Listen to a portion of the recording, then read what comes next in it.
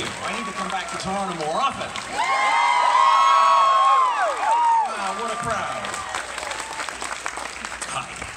Welcome. Thank you. How has your fan Expo Canada been? Oh my gosh, it's been fantastic. Honestly, everyone has been so friendly here. Like I said, I need to come back. I need to come back.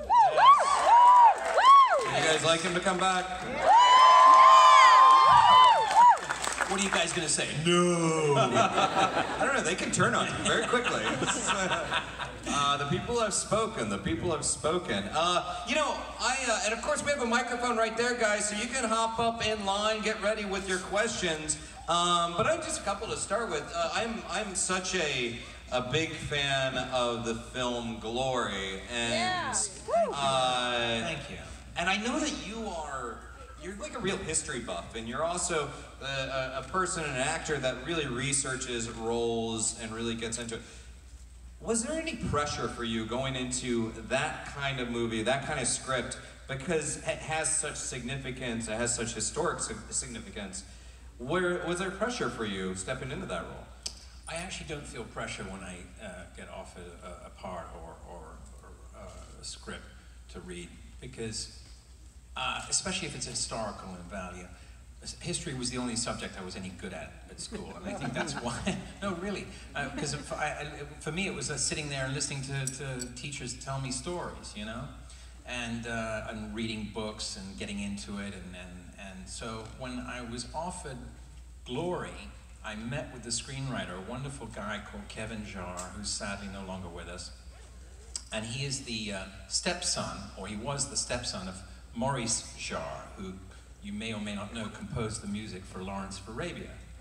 And so he grew up in a household that was filled with history as well. So when we met, we had a kinship instantly, because I grew up in a household filled with history, and he grew up in a household filled with history. And so we hit it off right away. And he said to me, oh, you gotta go to the Horton Mifflin Library in Boston, because there you'll find all of Colonel Shore's letters that he wrote home. And I think he wrote home like twice a day or something like that. And so they're all there in the archives. And so I flew to Boston, and I called the library. They were very sweet. They said, yes, of course, Mr. Rose, come on down, which was very nice of them. And they gave me white gloves, and I sat for 2 days reading all these letters, and it was fantastic to really sit there and just soak up the history of the real experience that Shore had with the 54th. And I had no idea about the Massachusetts 54th Regiment before. And so when I met Kevin, I'm like, how did you find this story? He goes, that's what I love to do, is find stories that nobody knows about and write about them. So it was a thrill, and we had a fabulous cast, boy. I mean, you know, Denzel and Morgan and Matthew. And we shot it in Georgia. Most of it was in Georgia, some of it in Paris Island, some of it in North Carolina. So we were moving around a bit. It was hard only because we were in thick Civil War, you know, wool outfits in the summer in Georgia, and I don't recommend that. We had all these wonderful reenactors too that we hired, and these guys are great. Are there any reenactors here today? There you go, a couple. God bless you guys. So if you ever meet a reenactor, they're fabulous folks. These guys are real historians because they live history, and they get decked out in full Civil War uniforms, and their wives get decked out in period costumes, and they go and live on the set. Like if we picked a field to pretend to be Gettysburg, and they went and lived.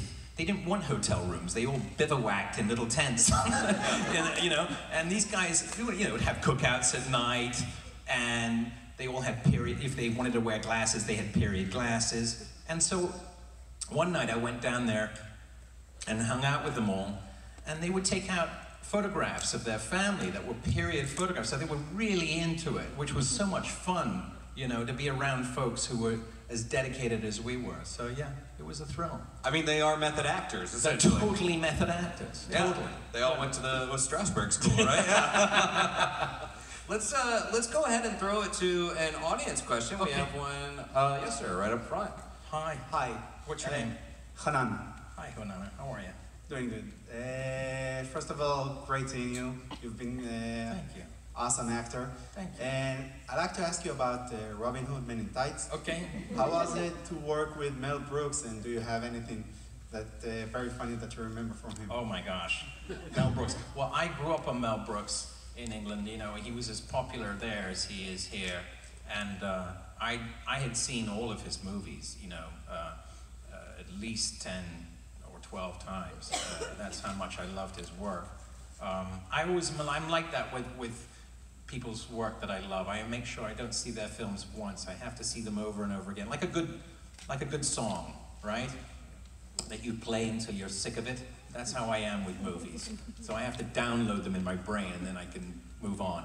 So I had basically nearly memorized every line from Blazing Saddles and Young Frankenstein and Producers and everything. And so I was sitting at home one day, and the phone rang, and I picked it up, and it said, "Hi, is this Cary Elwes?" I said, "Yes." He went, "This is Mel Brooks." And I went, "Yeah, right." And I hung up on him. Well, I mean, really, you know, I thought for sure someone was putting me on, you know?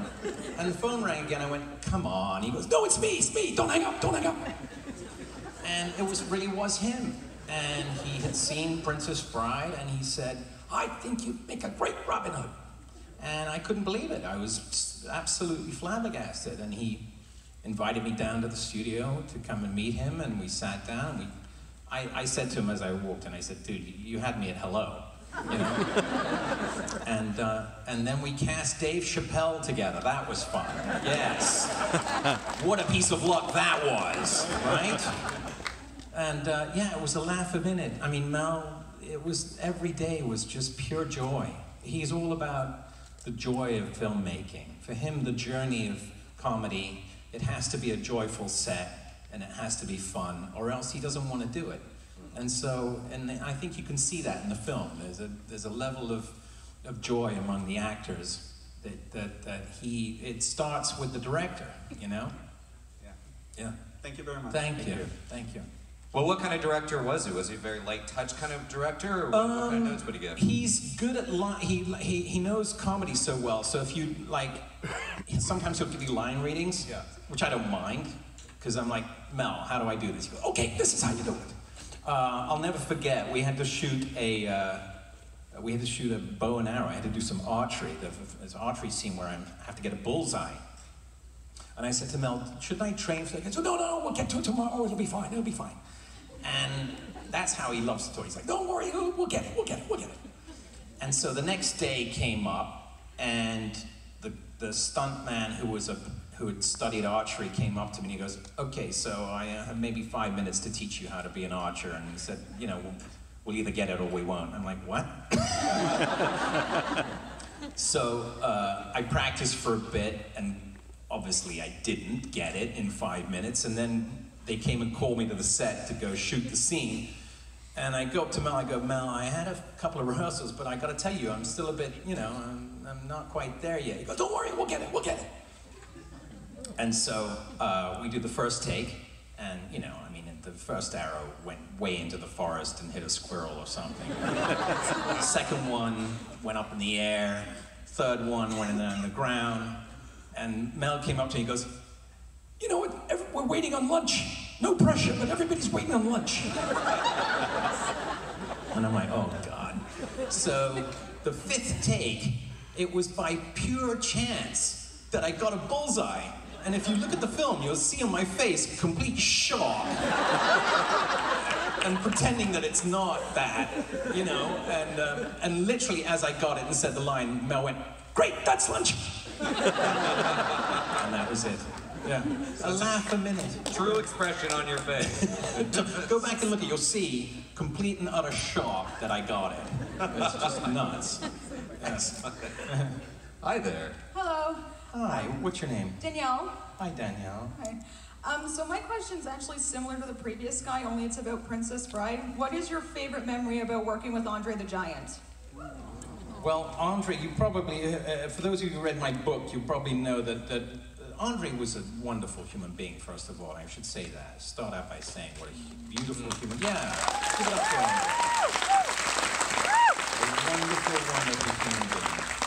And very generous spirit, I always tell folks he would give you the shirt off his back, be enough for 10 people, but he'd give it to you. That's just who he was. And he always had a smile on his face, even though he was in terrible pain because of his back. And the most memorable thing I get, there were many memorable days with him, but probably the most memorable was the first day working with him. We were shooting the scene, we're about to storm the castle, yeah?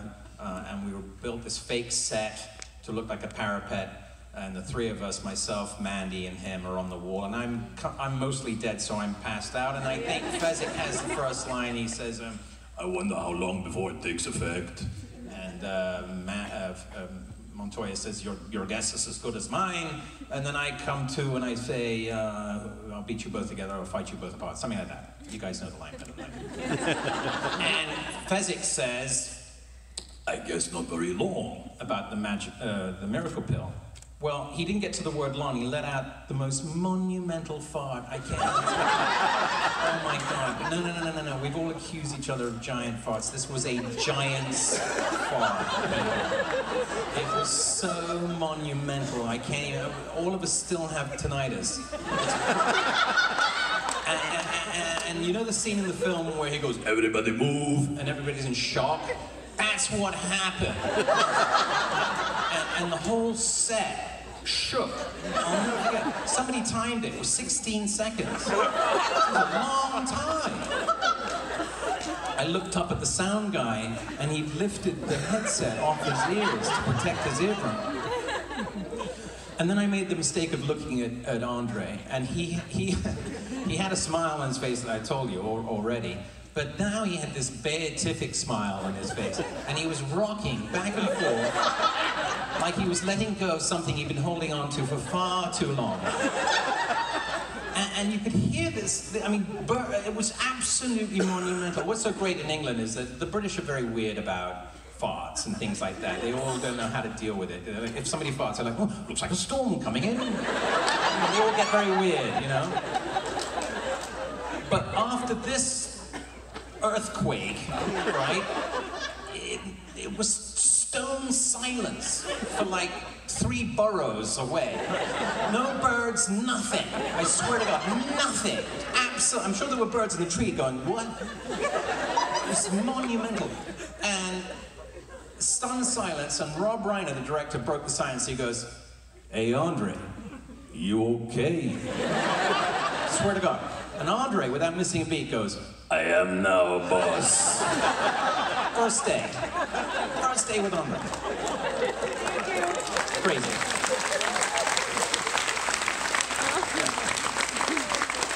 Can't make that up. Hi, what's your name? Hi, Cary, it's Martin. Hi, Martin. That was actually my question, but I got a backup one. So the backup one is, what was it like filming those great sword fighting scenes? Oh, yes, the sword fights. Okay, so we had terrific trainers. Sadly, they're no longer with us, but you can Google them. Their names were Peter Diamond and Bob Anderson. Bob Anderson is a Canadian, a wonderful Canadian. I think he was from here, from Toronto. And he was a Olympic fencer, amazing guy. And they were in their 60s, but they were so incredibly good. I mean, they'd both worked with the greats. They'd worked with Errol Flynn and Burt Lancaster. I mean, their CVs were unbelievable, right?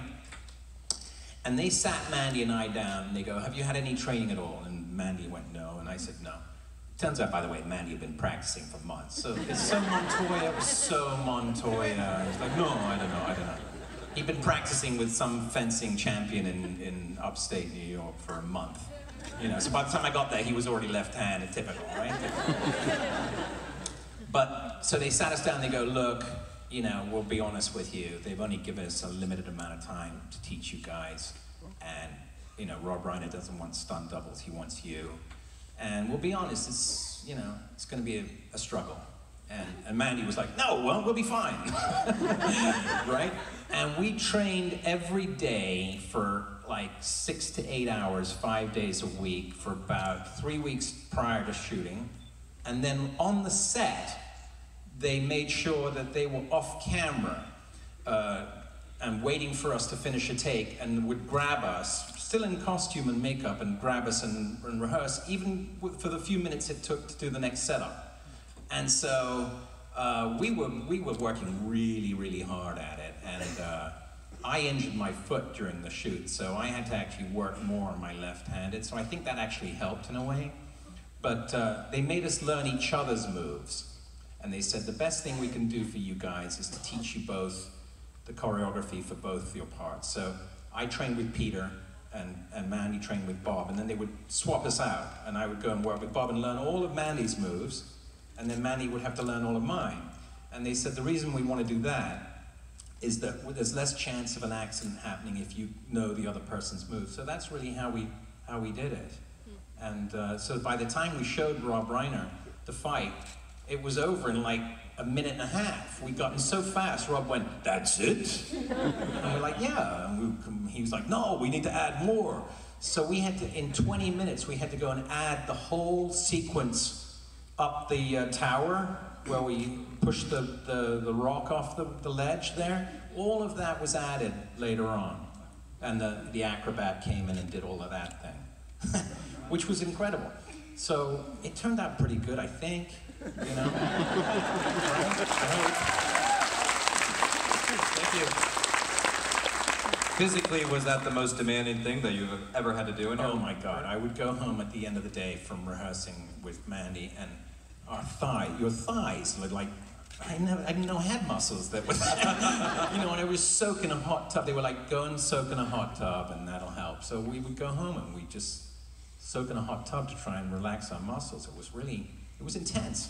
It was a great workout though. I've probably never been so fit in my life, you know. And everybody who I meet at these events are all like, "Hey, do you still fence?" I'm like, really, honestly, it's 30 years ago, you know? But everyone expects me to still be fencing, and I feel bad, like I'm disappointing people, but, you know. Hello, hi, what's your name? Hi, Amanda. Hi. I'm a huge psycho. So I have a question about psych. I know it's not huge up here in Canada. There's these psychos up here. Yeah. Wait a second. We filmed it here. I know. But I was wondering, it's kind of a two-part. Okay. What was it like working with James and Goulet, and would you like to see Despero come back in the next movie? Well, you tell me. I would love to see it. There you go. Thank you. I would love to. I think they're planning on doing another TV film. I hope. I think they're currently writing it, but with James's new, his million parts, a million little pieces, or whatever his new TV show is. Right. It's kind of delayed a little bit. Sounds like you know more about it than I do. Am I in it? I'm a huge psycho. I hope so. I loved it. I love working with those guys. I mean, it was silly, just pure silliness. I mean, the great casting of James and Goulet. Their chemistry is extraordinary, and they would ad-lib. If you can go online, I think they put up a lot of their outtakes online. I don't know if they've taken them down on the USA Network site, but they were up there for a while. Huh? USA Network website's blocked up here to see the video. It's blocked up. That's so China of them. I know. Why would they do But that? I'm American and moved up here, so that's why I was so excited, and then I had a hard time finding it up here. So. Huh. Okay. It's on Amazon Prime now. For all you hackers out there, on the USA Network website, there used to be some outtakes, and they were pretty, you'll see how crazy it got. I mean, I never got through a take with these guys, really. I'm surprised we got anything done. It was, honestly. And then the director, I mean, it would be like, all the crew laughing. I mean, the days were long, but they were fun. Yeah. You know, yeah, I hope we get to do another movie, because I would love to come back and do Despero. I enjoy playing him. Yeah. Thank you. Thanks, Amanda. Everybody get a VPN, and so they can look up the outtakes. There you go. Online, yeah. Hello. Hello. Hi. Hello. Hi, what's your name? My name is Jessica. Hi. Want to just say first, I'm a huge fan, Cary. I've seen Lady Jane, and I loved Princess Bride, and I thank love you. Kiss the Girls a lot too. Thank you so much. So I'm going to be that person. Thank you. I gotta ask, what was your favorite or most memorable kiss on screen? My most memorable kiss? Or favorite kiss on screen? Well, I would say the Princess Bride, because in the script it says it's the, what is it, the top, what is it? Top 5? Left them all behind. There you go. Thank you. So there was pressure. And I'll never forget, if you look in my book, you'll see there's pictures of Rob coming and interrupting Robin and I, going, no, no, this is how you kiss her, which was hilarious. So Rob was literally giving us lip reading as opposed to line readings. I think he was enjoying kissing Robin, personally. But we did it 6 takes, and we kept giggling, because Robin and I had become good friends during the shoot, and so it was weird. It was like kissing your best friend, you know? So we got it on the 6th take, and that was fun, I guess, because we were laughing a lot, so it was kind of silly. Okay, Yeah. thank you so much. Thank you. Go. Hello. Hi. Hi, What's your name? Jason. Hi, Jason. Princess Bride was a big part of my childhood, so thank you so much for Oh, that. thank you. I know the movie wasn't really a hit when it came out. When would you say you realized that it had become the iconic movie it's now considered as, and what was that like for you? Well, that happened, so it was very strange, you're right. When the movie came out, 1987, 31 years ago, it was, it came out the same weekend as Fatal Attraction, which cleared out every theater, basically. Even though we were a different demographic, it was just such a huge hit that nobody knew what the film was. You know, with the title like that, a lot of people thought it was a kid's movie or a girl's movie or something like that. And so nobody knew what it was. The marketing wasn't great, I'll be honest, you know. I love the poster, don't get me wrong, but it really didn't tell you much. There's no rodents of unusual size. We're not even on the poster. It's just Fred Savage and Peter Falk, you know, and a couple of toys. I don't know where that came from. But, so nobody knew what the movie was. And so we relied a lot on word of mouth. And unfortunately, back then, before cell phones and the internet, we didn't have those tools to help us. And so the film kind of sadly went away. And I'll never forget, Rob held a dinner in New York after a screening, and he said, look, I just want you to know that even if the movie doesn't do the kind of business that Fox wants it to, or we want it to, I'm really proud of the film, and I'm proud of what you guys have done, and I hope you guys are too. And we all hugged and thanked him and all of that. And then we went on with our lives, because we thought, you know, it's just what happens. Sometimes you hit it, sometimes you don't. And I think it was about 10 years later, about a decade later, I was living in New York, and this wonderful invention happened called the VHS, the VCR, right? And people started renting the film and then buying it and either holding on to it for dear life or handing it down from one generation to the other. How many folks still have their VHS copies here? There you go. It's amazing. It's become like a touchstone. I meet folks who bring it up to my booth to sign, and it's got tape coming out of it like it was, you know, a furball.